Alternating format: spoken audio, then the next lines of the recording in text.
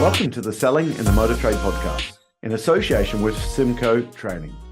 This is the weekly podcast where we share best practice, tips and ideas on how to sell more cars, improve your service department, and generally put more profit into your dealership or dealer group. I'm your host, Simon Bowkett. Now, some of you probably already know me as Skippy. I would start by saying thank you for taking the time to listen to this podcast.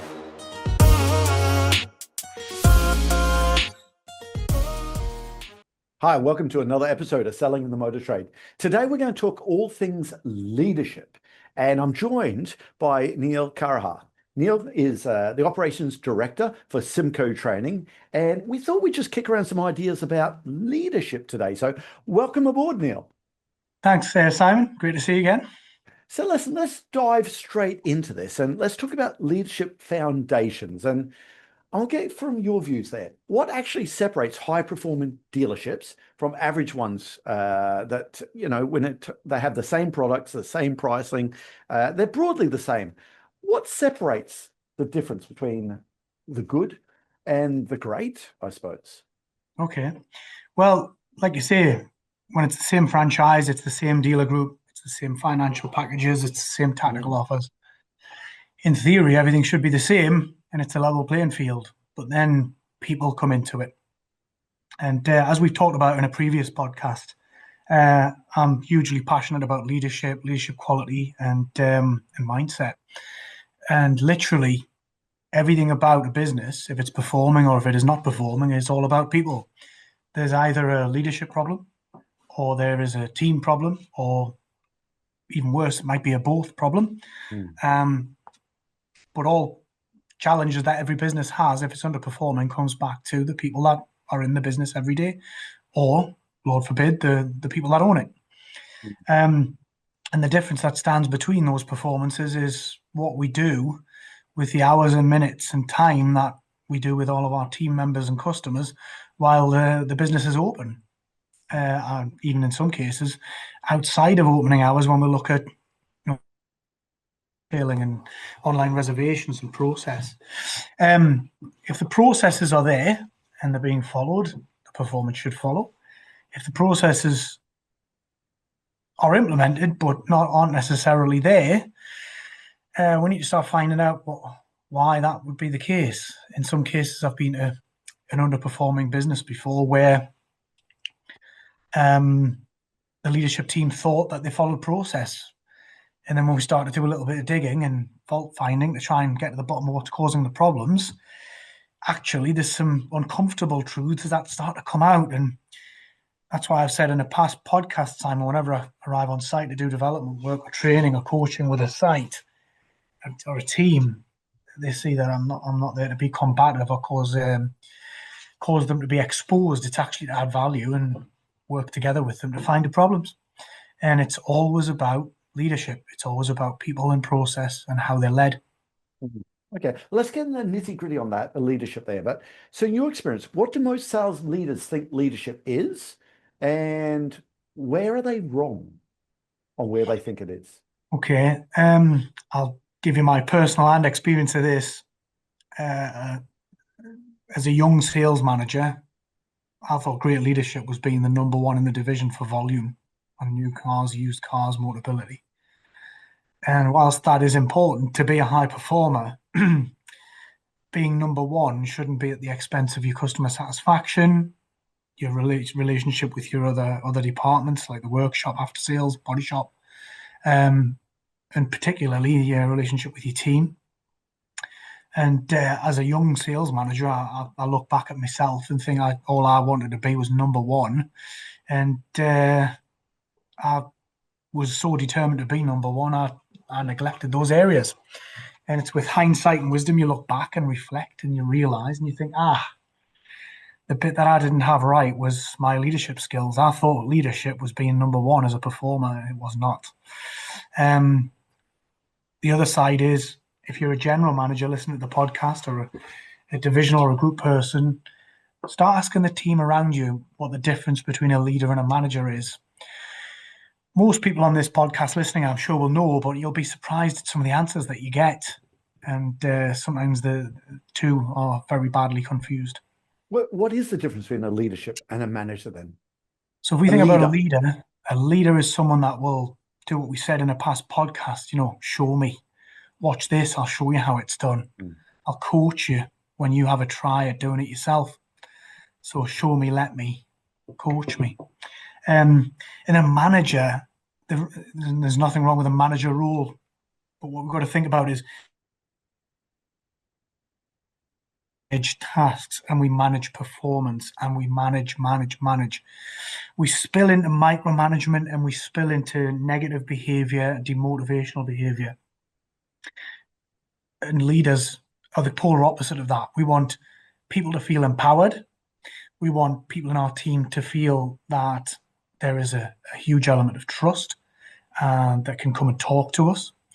When you manage and overmanage, as I've been guilty myself of doing in a past life, people become distant from you because they think, well, I'm not going to go and tell him I've made this mistake. He's going to go mad about this and mad about that. And leadership is about having that open relationship of trust with your team, all of your team, above, alongside, and below, if you think about hierarchy.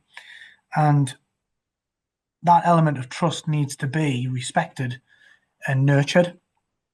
So therefore, you have a team of leaders. Anyone in their team should be able to come to them and say, Simon, I've got a problem at home. Simon, I'm not performing and I don't know why. Can you help? Simon, this has happened. Can I confide in you? A leadership is a listener. A great leader is a listener and a person that creates that safe space of trust so that their team feel that they can open up about problems, and therefore you can start to understand challenges and difficulties from within the workspace and outside of the workspace, all in one place, and have that much bigger field of trust with your team. But can I ask you, how much of a dealership's performance, in your view, is driven by the processes versus the mindset? And where do most teams invest, or maybe underinvest? I think a lot of dealer groups, a lot of dealerships invest a lot in process, and rightly so. Process is vitally important, but it's ultra important that the delivery and implementation of the process has a human factor. Otherwise, customers suffer from a wooden customer experience, very scripted and unnatural. Salespeople feel unsafe and unfamiliar in that delivery. And sales will suffer as a result. If salespeople and customers are having fun and it's a good place to do business, we're going to do a lot more business. If it's wooden and scripted and false and forced, it's never going to perform the same.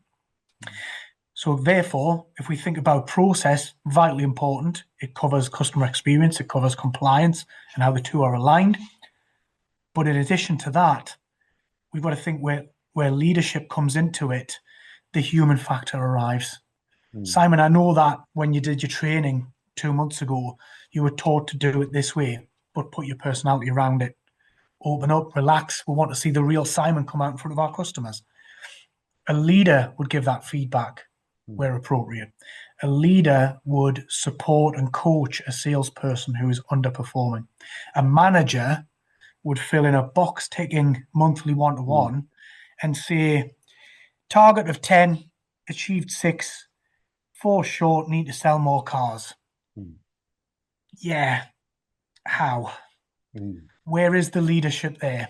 Simon, I see that you've did 6 deals. Your target was 10. Firstly, I'd like to congratulate you on fantastic F&I on those 6 deals. And 5 out of those 6 customers wrote in with a 5-star review about your brilliant service and how great you were to deal with. That's fantastic. Let's think about how we can work together to help you get to the 10 next month. What do you think were your highlights? What do you think you could have done better?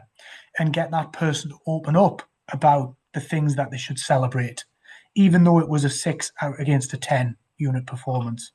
Let's talk about all the great things that underperforming salesperson did achieve, and let's get them feeling good about it. And then address the shortfall in performance. What do you think the shortfall in performance was caused by? Could I have done anything more to help you? All these things are where leadership goes above and beyond managing the process and managing the performance and becomes the human factor, the support, the empathy, the understanding, the trust.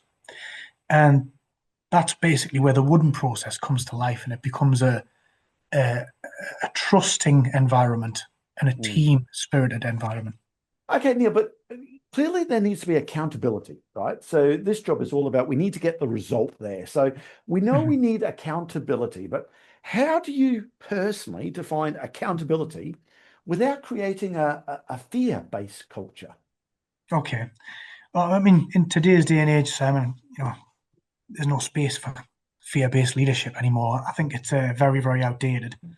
That said, you're right. There needs to be accountability, and there's no reason why accountability can't fit with all the things we discussed earlier in this podcast, where we talk about, creating a safe space, trust, relationship, empathy.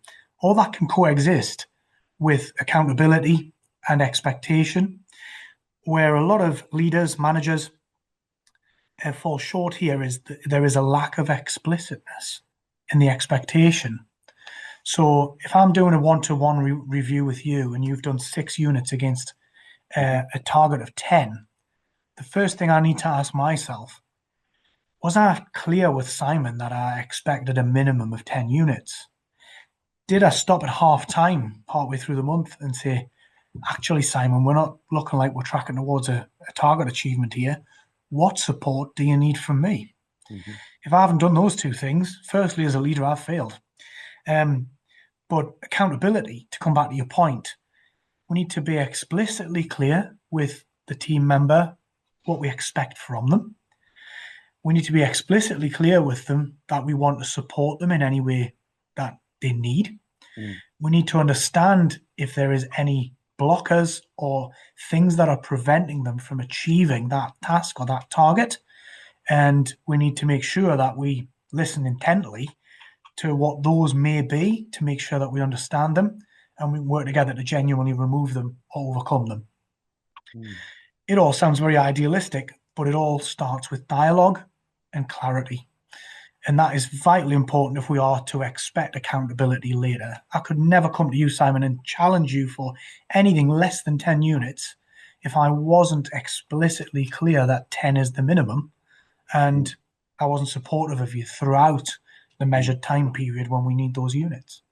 But okay, so what role though does the personal responsibility play in sales performance? So that's got to be a salesperson has to have some sort of accountability or personal responsibility. Is that often missed in the motor trade? I think it is missed painfully a lot of the time. And where it comes from is when you have a large team, let's say 10 salespeople, and you have a large delta in performance. You've got 2 or 3 big hitters that constantly get you 20, 25 units a month. You've got a ton of people in the teens, and then you have these 1 or 2 that are constantly below 10. The moment that you continue to accept a subpar performance, 10 units or less against a target of, let's say, 20, or a target of 15, say, as soon as you start accepting a subpar performance month in, month out, whether you like it or not, whether it's intentional or not, the rest of your team see you accepting a subpar performance and they lower their own standards, sometimes without even realizing it. So your guys that are doing your 15 to 20 a month, look across the room and see somebody getting away with 6s and 7s consistently without being challenged, without accountability, and it tells the rest of the team the accountability that's there is not real, or it doesn't hold any integrity. The accountability is not going to come to them when they're all of a sudden doing 12s and 13s, yet they were doing 15, 16, 17, 18s previously. So by accepting the lower performance, you, without realizing it, you condone it with the rest of the team. So what you accept, you condone. So it's vitally important to be explicitly clear with the team what the objective is, that everybody's measured equally, and that we absolutely celebrate success with those high performers and celebrate it lavishly in front of everybody. We congratulate everybody that made it to target and got better, and that we privately discuss and support those team members who didn't make it to target, but were explicitly clear on what the target was and what the expectation was. We've got every right to accountability when we have those two things aligned. Well, how do I spot when that team member is slipping into a comfort zone mode rather than that high performance mode, other than just the result at the end of the month? Because that's clearly too late. What do you look for someone who's slipping into comfort zone? Well, there's those giveaway signs. There's those giveaway signs we talked about in a past podcast, Simon. You and I, we talked about turning up versus showing up. Showing up is coming to work, to the dealership with intent to perform. Turning up, it's presenteeism, isn't it? And you start to see the traits of presenteeism or turning up when you start to see things like test drive rates falling down, customer complaints. You start to see things like they're not involving the business manager or sales manager for second facing, and they just seem to be drifting. And there's always these little telltale signs, and it's really easy to spot when you know what to look for. And if you intercept it in a friendly, supportive, arm around the person type way, that's certainly what I would have always done. Understand what could be causing the change in behavior or performance. More often than not, you'll find there's a reason or a story behind it. It may be problems at home, problems with family or relatives, or it may be that their own performance is causing them to become stressed and become withdrawn. And that's critically where we talked earlier on in this podcast about trust and about empathy and about explicitness and clarity and dialogue. And having that, not because we want to do it to tick a box, or you heard it on a podcast, on a Symco podcast once upon a time, but to culturally create that and build that within your business, you're far more likely to get that person to open up. Actually, Simon, my head's off. I missed target last month. I'm really stressed about it. I don't know what it is I'm doing wrong. I really need your help. I don't want to be failing again this month. You know, having someone that's brave enough to share those fears and concerns, that is a gift and an opportunity all bundled together in one, because culturally it's a safe space for them to share that they're feeling like that. Okay. Additionally, it may be that you do a little bit of digging, you find out that your team members got, like I said earlier, problems at home, problems with family. Could be that someone's sick, or there could be relationship problems. The fact that they're willing to open up and share that with you, and you might go, tell you what, I understand your situation, take the pressure off, we'll support you, but we need you to be brilliant at the basics. Even if someone's got problems at home, there's never, ever a problem with asking somebody to still be brilliant at the basics. That's what they turn up for. They're turning up, not showing up. So it's really important that we've got that culture of, does the team member feel safe? Will they open up? Are we challenging the underperformance early enough? Are we seeing it early enough?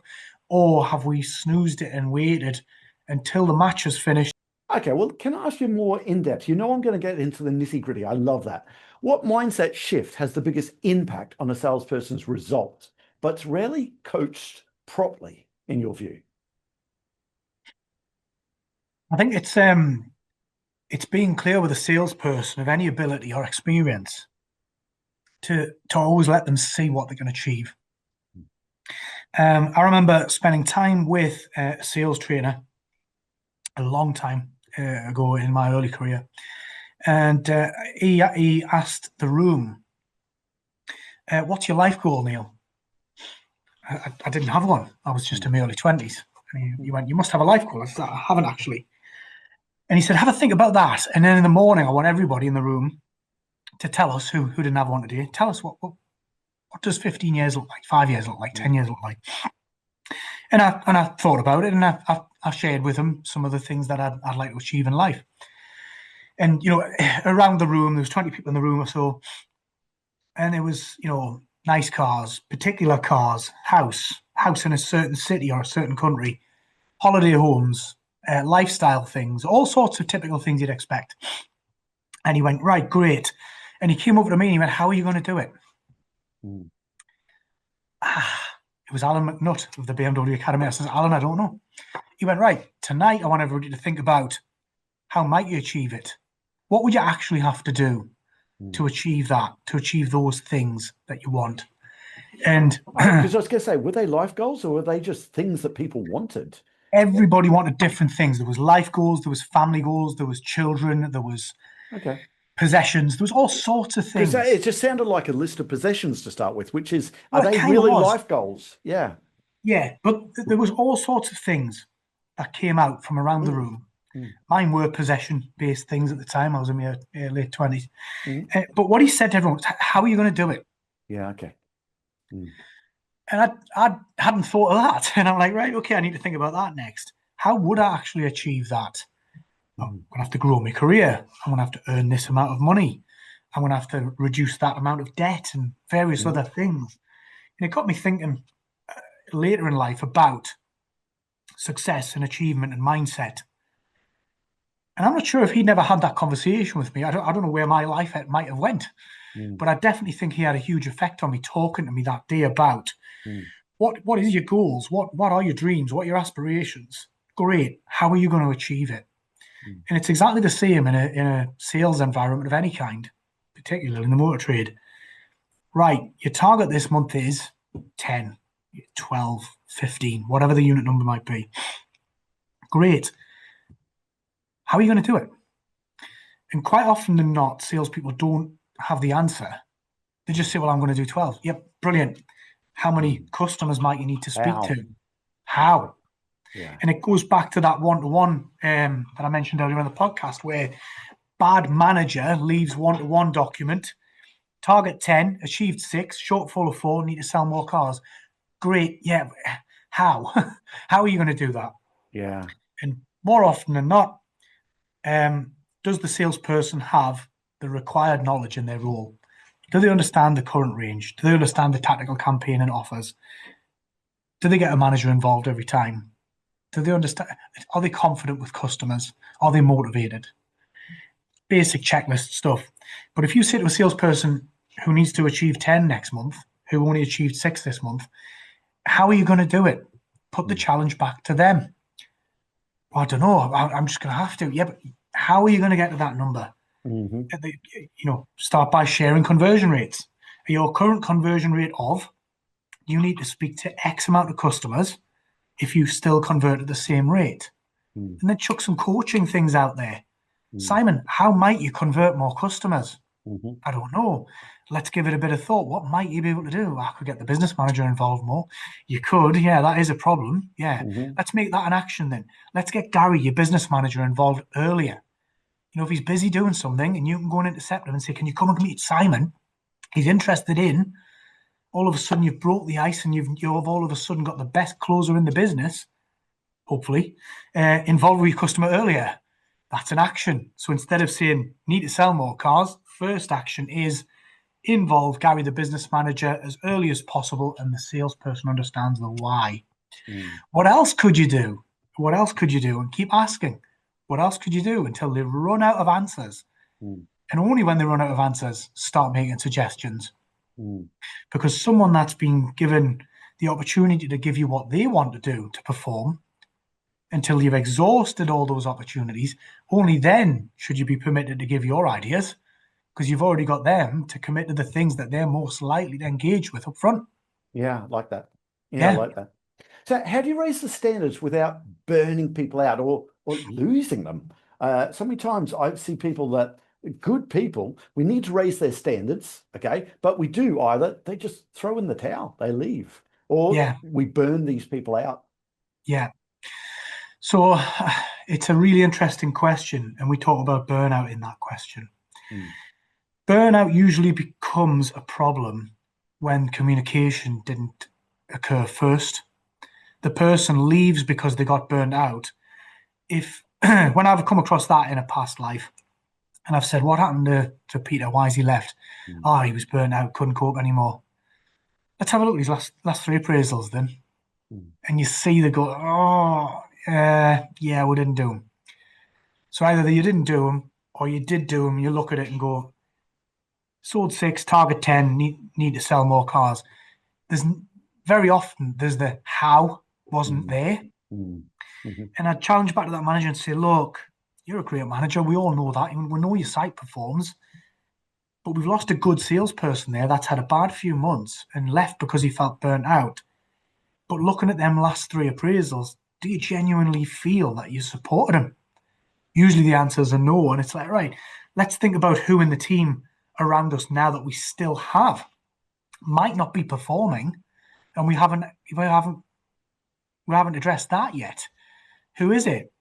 It's Diane, right? When was the last one-to-one with Diane? Well, I haven't done one yet this month. When was the most recent one? Let's have a look at it. Let's make sure it's supportive, and it's got challenges, but it's got actions and supporting actions. And what's the leader looking for in that one-to-one meeting with Diane?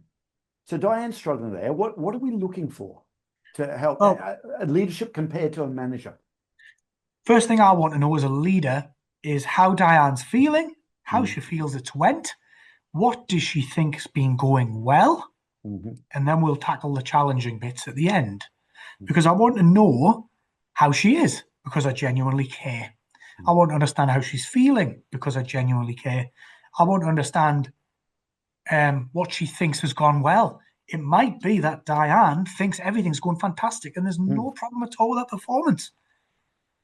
If we discover that, we can tailor our approach to the challenging part, which comes later, accordingly. Actually, Diane, I want to throw in devil's advocate. I want to throw it in. Go on. What if Diane is no problems at home? She's just lazy. Yeah, could be that.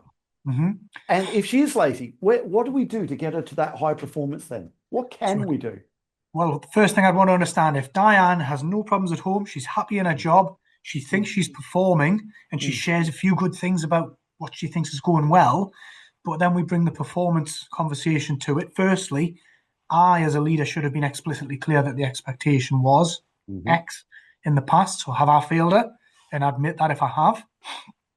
If I have been clear, and it just turns out that Diane is happy and things are going well at home, and she, until this point, not really being conscious of a performance problem, we need to start to think about what's causing the lack of performance. We can look at basic sales performance figures, such as inquiry level, prospecting level, test drive rate, offer rate.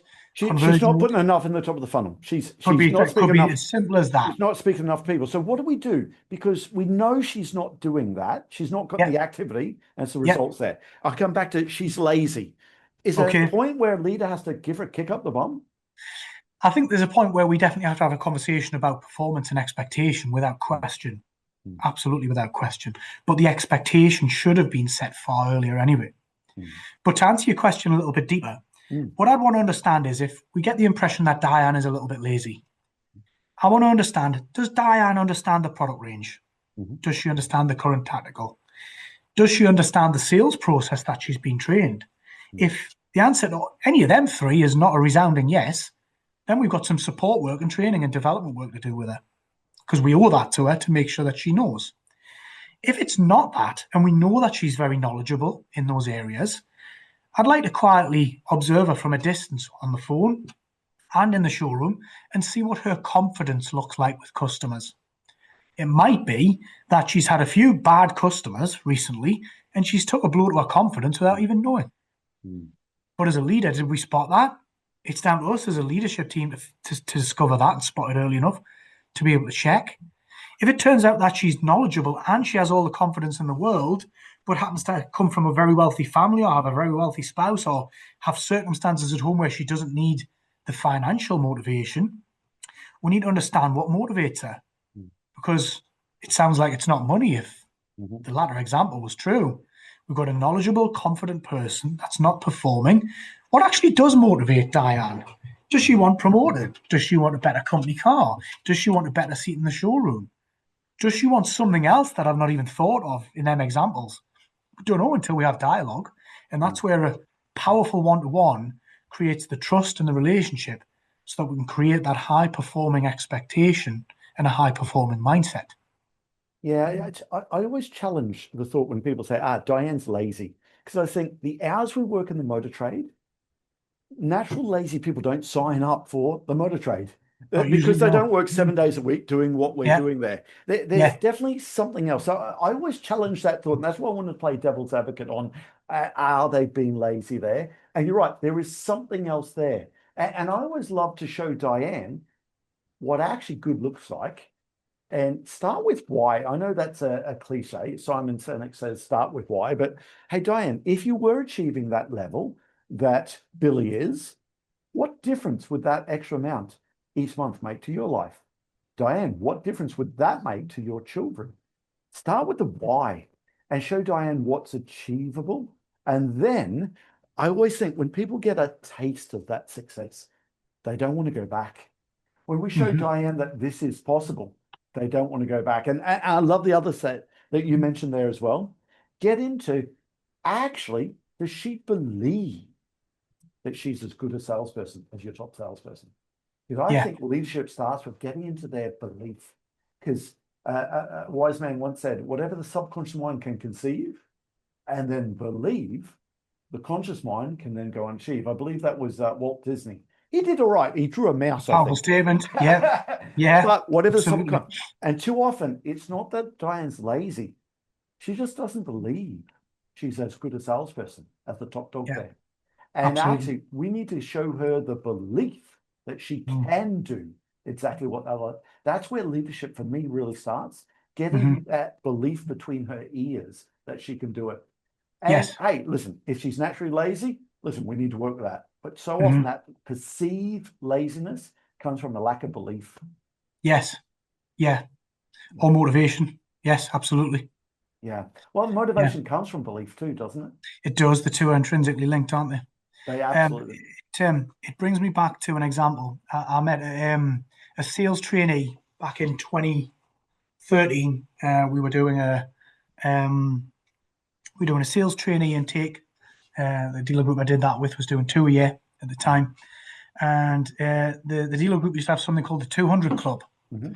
And in the 200 Club, what would happen is anyone that sold and delivered 200 units into the calendar year, the previous year, the managing director of the group, his wife, the operations team would take anybody and a +1 on a 4-day trip, departing on a Thursday night, returning on a Monday night, collected from your door, dropped off back at your door. It would be abroad as well, Mallorca, Tenerife, Ibiza, that kind of thing. And it was called the 200 Club. And you had to get 200 units sold and delivered in that period of time to qualify for the 200 Club. And I remember we were doing the induction day of these sales trainees, and this young sales trainee called Jack put his hand up and he said, Neil, before you get too in depth, how do I get in the 200 Club? I went, well, we've got a 14-week program that's going to make sure you get in the 200 Club, Jack. He says, yeah, but there must be some hints and tips. And I smiled at him because I just thought the fact that he's asked that on day one in front of everybody, he's already got the motivation that nobody else in the room could even approach to be coming close to. I went, it's really easy, Jack. I says, forget all the training for the next 14 weeks. Speak to more customers than anybody else. Involve the manager as early as possible. Listen to your customer, understand their needs, and never tell any fibs. And always ask for the business. And he went, right, okay. And he scribbled it down. And that was 2013. That was 2014. Yeah, his first full year was 2014. And the very, very last 200 Club prize was in spring of 2015. And he was there. He did it. But it was mindset. He's asking from day one, what do I have to do to get in that club? And that was motivation. He just wanted to get the knowledge and the confidence. He already had the confidence, to be fair. He was just a sponge for knowledge. He had that internal motivation, didn't he? And Massively. you told him, I love you said, to get the training the next 14 weeks, focus on these things. Okay. Focus on the things that are absolutely going to make the difference there. I'm sure you don't mean forget the training. That was going to happen anyway, but it's focusing on that. That just leaves me to say that all details of this episode and other episodes on the selling in the motor trade can be found on our website, simcotraining.co.uk.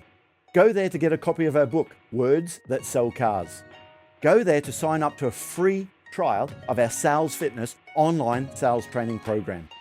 Easiest way to get hold of me is Simon Bowkett through LinkedIn. Thank you.